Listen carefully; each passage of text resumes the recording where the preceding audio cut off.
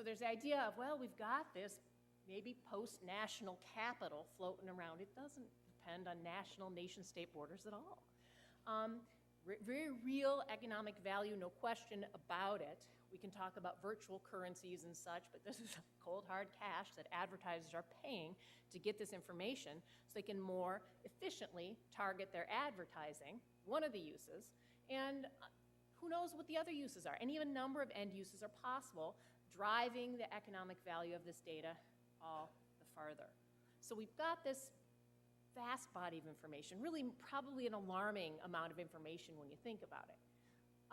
So privacy is maybe an obvious thing to talk about because they know a lot about me. They know a lot about everybody who's online. Probably, no matter how hard you're trying to not accept cookies and not consciously download files of spyware and such, is going to be looking around. You've got these pixel tags, these clear GIFs, these things that you can't see and don't know about. They're doing some snooping that you may or may not be able to protect against, probably people in this room more so than, say my mom and dad who are also online. But regardless, there's a lot of information. What is the significance of all of this activity generating the information? What can data miners take, use, and sell? Probably not clear right now, right? I mean, again, whole nother discussion on the idea of we've got privacy policies that I draft for my clients, that we know that are out there, that websites are supposed to let us know what they're doing with their information, what they're collecting, et cetera, and we've got a privacy policy with a capital P that looks at the regulations and the laws that address what goes on online, that, as we know from our past few days, are all over the board depending on what nation-state borders you are within the EU. Certainly has probably what's seen as one of the most globally widely accepted concepts related to privacy, a little stronger than what we see here in the US. Canada also fairly strong. China is now working mostly with the EU to try to develop a similar policy.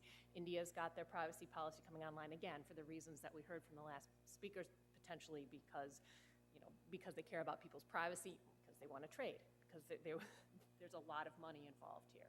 So Facebook, what does their privacy policy look like? It's changed quite a bit. Sometimes there's a lot of hullabaloo when there's a change to the Facebook policy.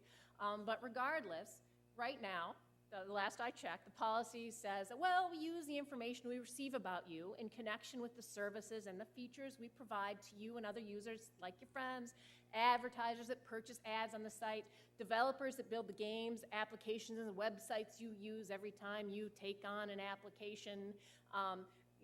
There's potentially a whole lot of information about you that goes to Facebook and its advertisers and whomever they want to share it with, because they tell you right there online that that's what they're going to do. Their advertisers then can choose the characteristics of who they want to advertise to pretty easily, and they say that they're fed by, this is the language of the Facebook privacy policy, non-personally identifiable attributes we have collected, including information you may have decided not to show to other users. Because, for instance, when you sign up for Facebook, you have to give your birth date and the year so that they know that you're not under 13, because there's no way to lie about that for sure. But other sensitive personal information, whatever it is that you want to hide from others so that they can't see it on your profile, doesn't matter. Facebook says, no, we might take that and give it to advertisers. Yeah, so they can tell you about the ads that relate to the things that you're interested in, where you're from. Again, I'm from Cleveland. I get the Cleveland Browns ads all the time. I did my undergraduate at Northwestern. Hey, merchandise is on sale at the Northwestern website. All sorts of very interesting things pop up, including, hey, so 16 of your friends like the Beers of the World store, or whatever the case is. You might like this too. All sorts of, we see those suggestions if we're on Facebook. And all that comes from the information that's being mined by Facebook using primarily, at least what they're telling us, you see the words advertising. It's using for the advertisements. Is this pernicious? Is this helpful? Some people appreciate the fact that they're getting targeted, maybe coupons for a flower shop in their area, restaurant, whatever the case may be. But what else are they doing with the information? Google's privacy policy just changed yesterday, March 1st, 2012, to be a comprehensive policy that encompasses all of the Google family. Everything that you do online that involves Google purports to be covered by their new privacy policy. You can look online and see the details, but essentially what they say is, well, just to let you know, we collect information from you in two ways. Stuff you give us when you sign up for your account, and stuff we get from you by using your use of our services. We may collect information about what you're using, how you're using them, when you visit a website that uses any of the advertisers' services that we work with, the way you interact with our ads and our content, what you're doing, where you're going, including device information. And how are you getting on? What particular phone are you signing from? Certainly the IP address, static or dynamic. Is it a mobile device? Is it a PC? Is it Mac? We know this stuff. Log information, a lot of the cookie and pixel tag information that has gone on and collected is stored in these logs on your computer. We're looking around on your computer for the logs just to see, what you got going on. Unique application numbers, local storage. Local storage?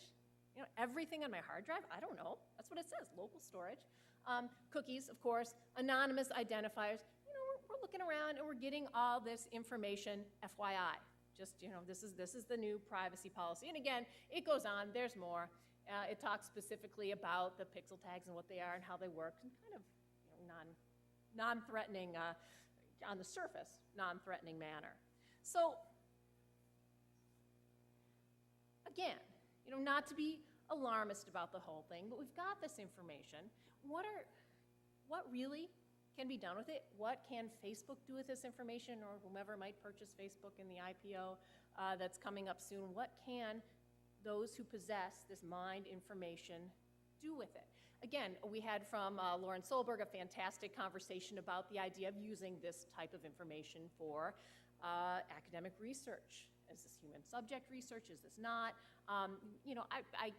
Here I'm talking more about the straight commercial application of this particular kind of data, but what other application is there? And when I say commercial, I use that term loosely because, of course, another type of interest that comes to mind is, again, one we've talked about over the past 2 days, is the government, right? So we've got this information, we've got this ability to collect information that's only getting more sophisticated.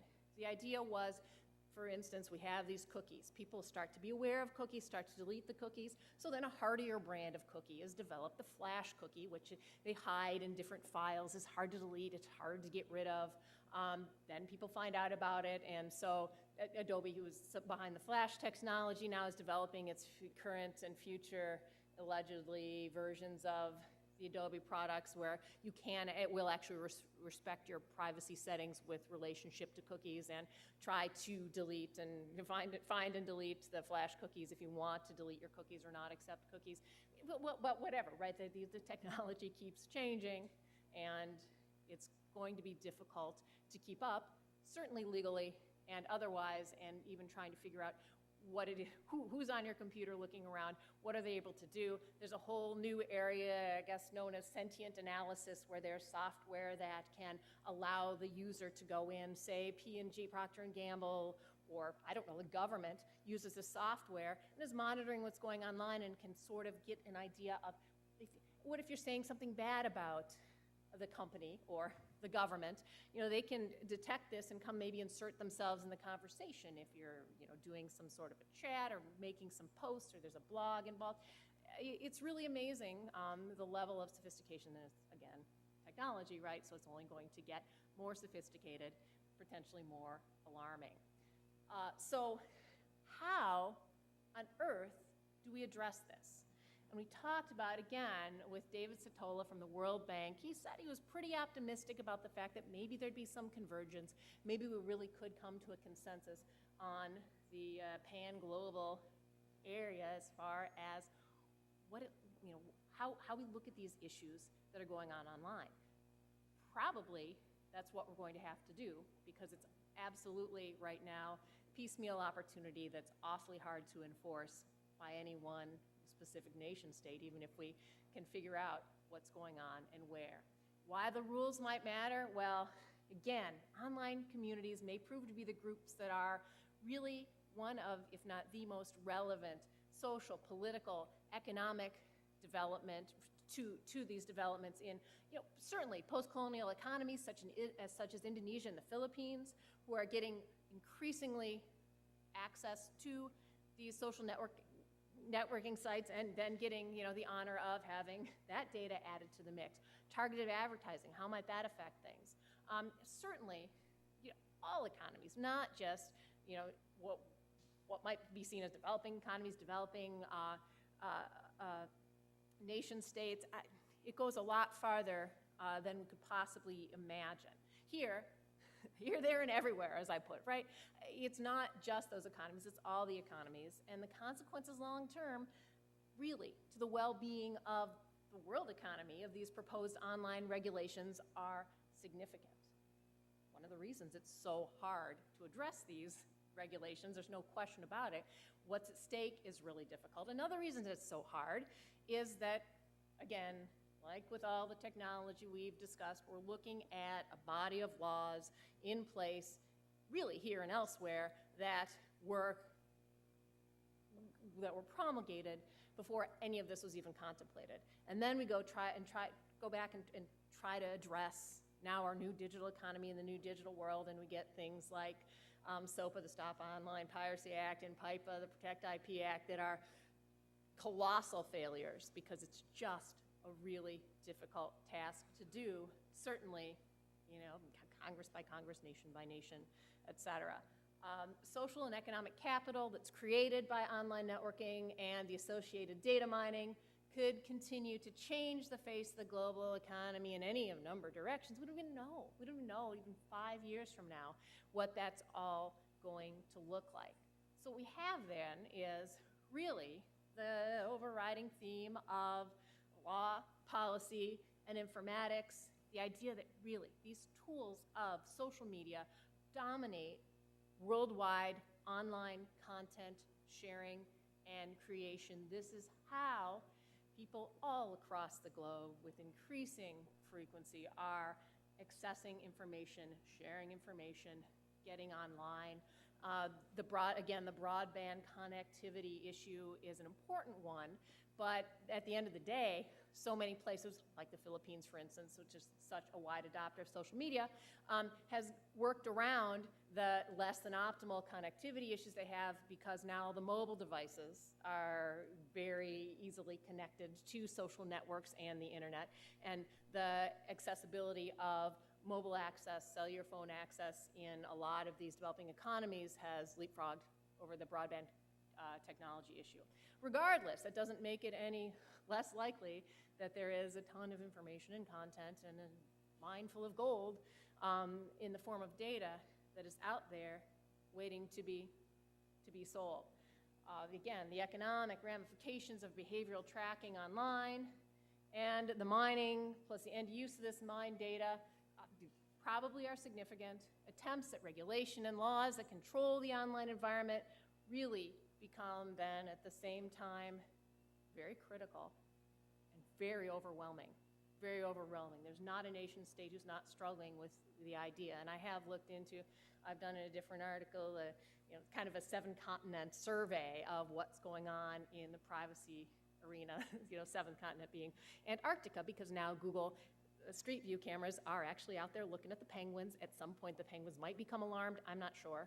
But right now, not a whole lot of privacy regulation in Antarctica. Otherwise, everyone else is really struggling, really trying to do the right thing because maybe they're trying to do the right thing, because maybe they really see the amazing economic boon to engaging in trade and understanding the only way they're going to be able to do that is if we have the confidence to put in the data. Again, we've talked about some of the pitfalls. If there is access to our personal data, whether we're in the US, the EU, and Canada, and it's going through India, China, someplace that doesn't yet have a firmly in place idea of what you can and can't do with it, regardless of the fact that maybe the people who want to do bad things with it don't care what the law is. We've got that issue as well. Maybe that contributes to the overwhelming part of it. In any case, it's a big deal. It's a big deal. So the level and the form of